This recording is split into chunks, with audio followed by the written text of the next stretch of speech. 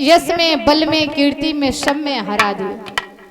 मैया काली ने जवाब दिया, बेटी जा, आज ही तेरे पति से तेरी भेंट होगी।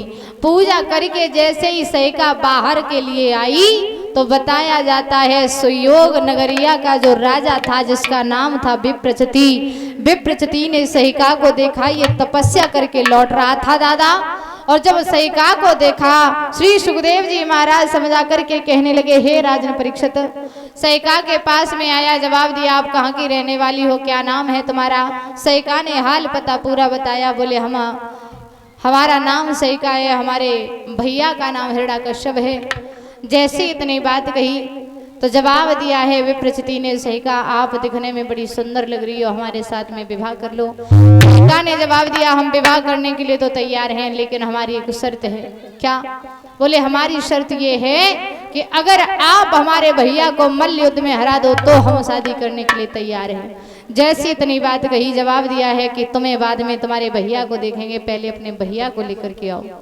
सुबह जैसे ही सैका अपने घर पहुंची तो एक बात कही थी विप्रचति ने कि अगर मैंने तुम्हारे भैया को हरा दिया तो तुम्हें मेरे साथ विवाह करना होगा, और अगर तुम्हारा भैया हम हार गए तो हम अपनी सुयोग नगरिया की राजधानी तुम्हारे भैया के नाम कर देंगे।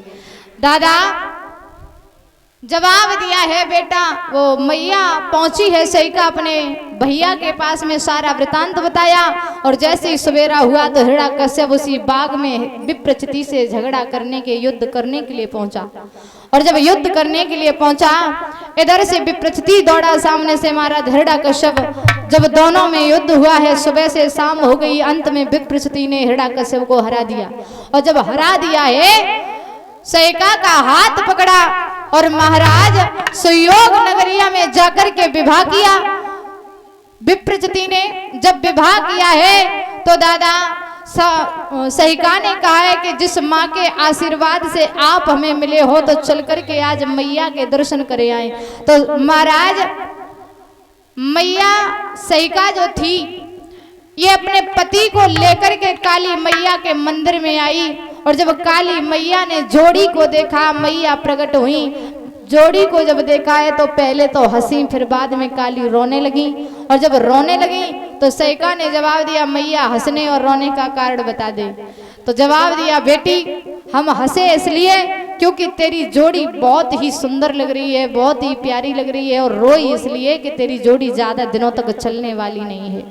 जैसी इतनी बात कही कि ज्यादा दिनों तक चलने वाली नहीं है, सैका पैरों पर गिर गई। जवाब दिया, मैया अगर मेरे पति को कुछ हो गया तो हम जीते जी मर जाएंगे, मेरे पति को कुछ ना हो। जवाब दियो है बेटा, ये विधि का विधान है। और एक बात याद रखना माताओं, आप अपनी बेटी की शादी जब भी करने जाएं तो कभी भी बराबर की जोड़ी ना देखें। अगर लड़का 19 है तो लड़की 20 होनी चाहिए, और 20 है लड़की तो लड़के को 19 होना चाहिए। बराबर की जोड़ी कभी मत देखना, क्योंकि ज्यादा बराबर की जोड़ी जो देखते हैं लोग वो ज्यादा दिनों तक टिकने वाली नहीं है। मैया सैका माता के चरणों पर गिर गई तो मैया ने एक शीतला चीर दिया।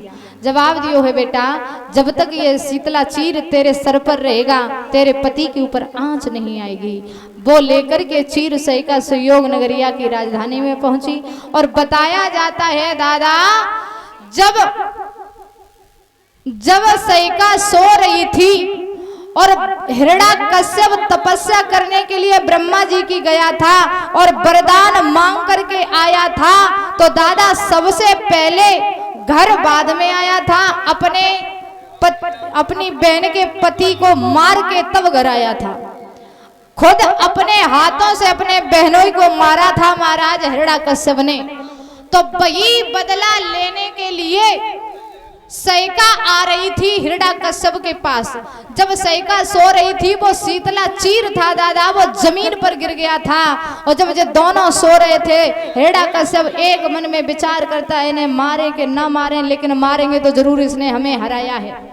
दादा दुश्मन जो होता है चाहे 10 साल हो जाए चाहे 20 साल हो जाए, दाव लेके मानते है। आज अपने बहनों को खुद मार करके हिरण्यकश्यप तब अपने घर आया था। और बुजुर्गों, अपने पति का बदला लेने के लिए सैका उसी के घर जा रही थी तो रास्ते में ही भेंट हिरण्यकश्यप की हो गई। और जब रास्ते में भेंट हुई, जवाब दिया है, भैया ये जरा सा बालक है, आप इसे घसीटते हुए क्यों ले जा रहे हो? हिरण्यकश्यप ने कहा, बहन ये हमारे पापी का नाम यानी कि हमारे बैरी का नाम ले रहा है, इसलिए हम इसे मारने के लिए जा रहे हैं। सईका कहने लगी, एक काम करो भैया, आप इसे छोड़ दो, हम इसे समझा देंगे, छोटा सा बच्चा है, कोई बात नहीं, ये तुम्हारे बैरी का नाम नहीं लेगा। जैसी इतनी बात कही तो जवाब दिया है हिरण्यकश्यप ने, बहन अगर ये मान जाए तो ठीक है, और न माने तो इसे आप मौत के घाट उतार देना। जवाब दिया, ठीक है भैया। हिरण्यकश्यप तो चला आया। सईका ने प्रहलाद को गोदी में बिठाई और जवाब दियो, लाला तुम जिसका नाम लेते हो वो कोई तुम्हारा हितैषी या प्रेमी नहीं है, तुम्हारे पिता का दुश्मन है, आप उसका नाम ना लें। जैसी इतनी बात कही तो हंस कर के बेटा प्रहलाद ने एक बात कही, बुआ एक बात कहूँ तुमसे, बुरा ना मानो तो? बोले हाँ। तो